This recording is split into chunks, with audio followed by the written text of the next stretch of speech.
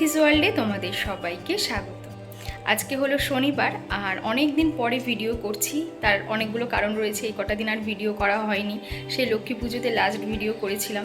তো আমার যে ফোনের ভিডিও করা স্ট্যান্ডটা ছিল সেটা ভেঙে গেছে, দুটো ছিল, দুটোই খারাপ হয়ে গেছে। তো আমি সেইভাবে আর ভিডিও করতে পারিনি। তার উপরে কালী পুজোর আগের দিন মামার প্রচণ্ড শরীর খারাপ হয়, সেই জন্য কোথা দিয়ে আমাদের কালী পুজো গেছে আমরা বলতে পারবো না। মায়ের দর্শনও এবার করতে পারিনি, এরকম কালী পুজো আমাদের আগে কখনো কাটেনি।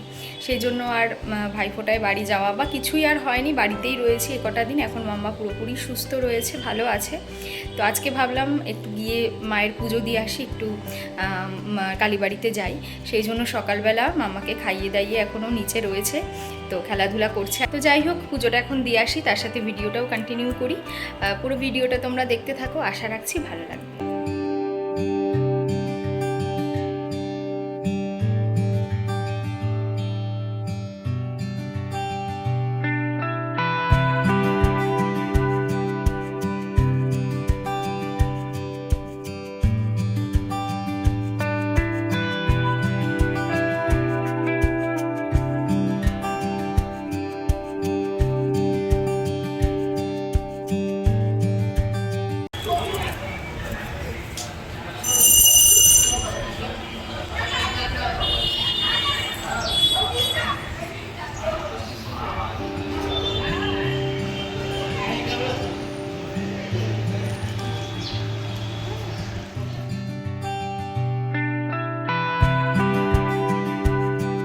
আজকে যেহেতু শনিবার আর শনি মঙ্গলবারে কালীবাড়িতে একটু ভিড়টা বেশিই হয়, তবুও তাড়াতাড়ি আসাতে প্রথম ব্যাচটাতেই পুজোটা দিতে পেরেছিলাম।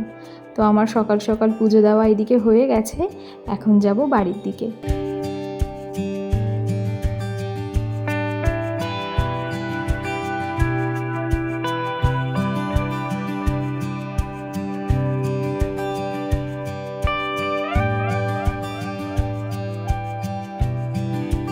সকাল থেকে যেহেতু উপোসী ছিলাম, পুজো দিয়ে আসার পরে আর ইচ্ছা করছিল না সকালে কিছু খেতে। ভাবলাম থাক, মাম্মাকে স্নান করিয়ে ঘরের কাজকর্মগুলো সেরে নিয়ে একেবারে দুপুরবেলায় খাবো। সেই জন্য সকালবেলার দিকে ও যে তোষকটা আর কি বিছানার, সেটা রোদে দিয়েছিল। তাই ভাবলাম বালিশগুলো একটু ভালো করে রোদ খাইয়ে নিই। তাই ছাদে চলে আসলাম বালিশগুলো দিতে। এরপরে ঘরটা একটু গুছিয়ে নেব, যেহেতু আজকে সকালবেলার ঘরটা গোছানো হয়নি। তাই এখন ঘর গুছিয়ে মাম্মাকে স্নান করিয়ে নিয়ে তারপরে একেবারে নিচে গিয়ে খেয়ে নেব। আসলে এই কটা দিন মাম্মার শরীর খারাপের জন্য ঘরের দিকে তাকানোরই সময় হয়নি। আর বাড়িতে একটা ছোট বাচ্চা থাকলে সে যদি অসুস্থ থাকে, কোনো কাজেই মন বসে না। তার উপরে পুজোর মধ্যে যদি এমন হয় তাহলে তো আরোই মনটা খারাপ হয়ে যায়, কারণ ও সুস্থ থাকলে পরে সমস্ত আনন্দই আনন্দ।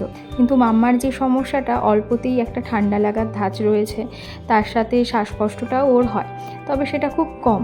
কিন্তু ওকে যখন ডাক্তার দেখিয়েছিলাম তখন উনি বলেছিল যে কুলারের হাওয়া কিংবা জলীয় হাওয়া বা বৃষ্টির সময় যে একটা জলীয় হাওয়া আর কি থাকে, সেই ধরনের হাওয়া ও নিতে পারবে না, ওতে ওর ঠান্ডা লেগে যাওয়া বা শ্বাসকষ্ট হতে পারে। এবার সমস্যা যেটা হয়েছে, দাদার আশীর্বাদে যে আমরা লজটাতে গিয়েছিলাম, সেটাতে না কোনো সিলিং ফ্যান বা টেবিল ফ্যান, এসি এইসব ছিল না, শুধুমাত্র কুলার। যে ঘরেই যাই, যেখানেই বসি না কেন, চারিদিকে শুধু কুলার চলছিল। তো তখন গরমও প্রচুর ছিল, মনে হয়নি যে এখান থেকে কিছু হতে পারে, বা অতটা বুঝে উঠতে পারিনি যে এই জিনিসটা এতটা পরবর্তীতে ক্ষতি করবে ওর মধ্যে। তখন তো কিছু বোঝা যায়নি। বাড়িতে আসার পরে পুজো গেল, তারপরেও অনেকগুলো দিন চলে গেল। ঠিক কালী পুজোর দিন আগের রাত্রিবেলাটা আর কি, এমনি ওর একটু কাশি হচ্ছিল, হতে হতেই শ্বাসকষ্ট শুরু হয়ে যায়। তো এতটাই সেটা বাড়াবাড়ি হয়ে যায় যে আমরা রীতিমতন এমার্জেন্সিতে ডাক্তারের বাড়িতে চলে গিয়েছিলাম ওকে নিয়ে। তো সেখান থেকে এখনও অনেকটাই ভালো আছে, নেবুলাইজার, ইনহেলার এইসব নিয়ে, ওষুধ নিয়ে এখনও পুরোপুরি সুস্থ।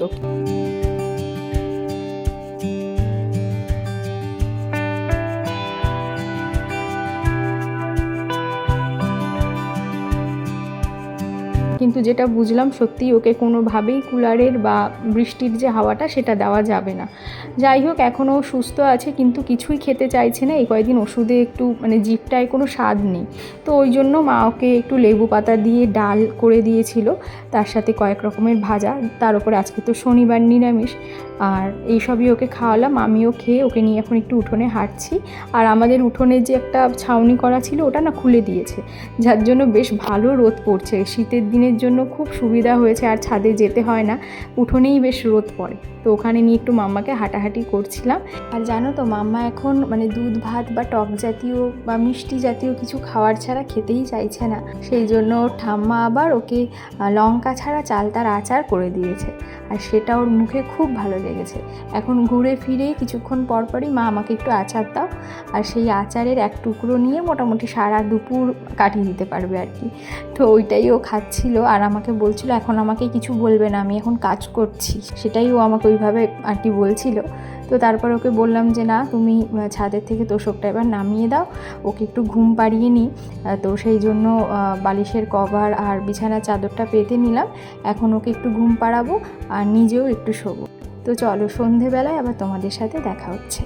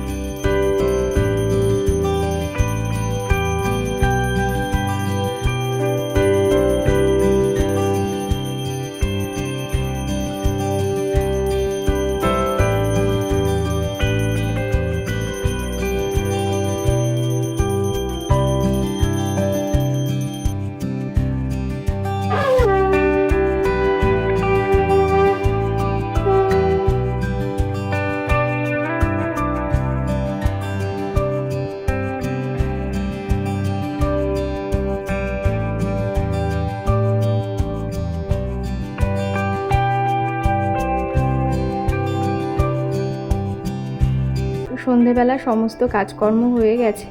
এখন সেই গিয়েছিলাম লাস্টবার চাকলাতে। তো তারপর থেকে সেই যে জামা কাপড়গুলো ধুয়ে এখানে রেখেছি, আর মনেই ছিল না যে খাটের নিচে এগুলো পেতে রেখেছি। আজকে হঠাৎ করে ওই তোষকটা তুলতে গিয়ে দেখলাম আর কি, সেই জন্য এগুলোকে এখন বের করে গুছিয়ে রাখলাম। সব সময় তো আর শাড়ি আয়রন করা হয় না, আর খুব একটা ভালোভাবে যে আয়রন করতে পারি সেটাও না, ওই চলে যায় আর কি। তো আমি কোথাও পরে আসলে পরে শাড়িটাকে ধুয়ে বা রোদে দিয়ে এইভাবে তোষক বা জাজিমের নিচটায় দিয়ে রাখি। মোটামুটি এক সপ্তাহ যদি রাখতে পারো, একদম মনে হবে সদ্য আয়রন করে দোকান থেকে এসছে। তো ওইভাবে আর কি রেখে দিয়েছি, অনেক দিন হয়ে গেছে। আজকে দেখলাম একদিক দিয়ে ভালোই হয়েছে, শাড়িটা একদম টান টান হয়ে গেছে। এগুলোকে গুছিয়ে জায়গা মতন রাখবো। তার সাথে সকালে কিছু জামা কাপড় ওর ধুয়ে দিয়েছিলাম, সেগুলোকেও গুছিয়ে জায়গা মতন রাখবো। তারপরে আর তো কোনো কাজ নেই, মাম্মাকে বই খাতা নিয়ে এখন একটু ব্যস্ত রাখতে হবে। তার কারণ হচ্ছে এই সদ্য শরীর খারাপ দিয়ে উঠেছে কি ওঠেনি, একটু শরীরটা ভালো হয়েছে অমনি ওর দুষ্টুমি শুরু হয়ে গেছে। সেই আগের মতন ওকে আর কি সামলানো যায় না। তো এখন ওকে একটু শান্ত রাখার জন্য বই খাতা নিয়ে বসানো আর কি, নয়তো ওই নিজে নিজেই বই খাতা নিয়ে খেলা করে বা স্লেট পেন্সিল নিয়ে খেলে, সেইটুকুই ওকে শান্ত রাখার জন্য যথেষ্ট।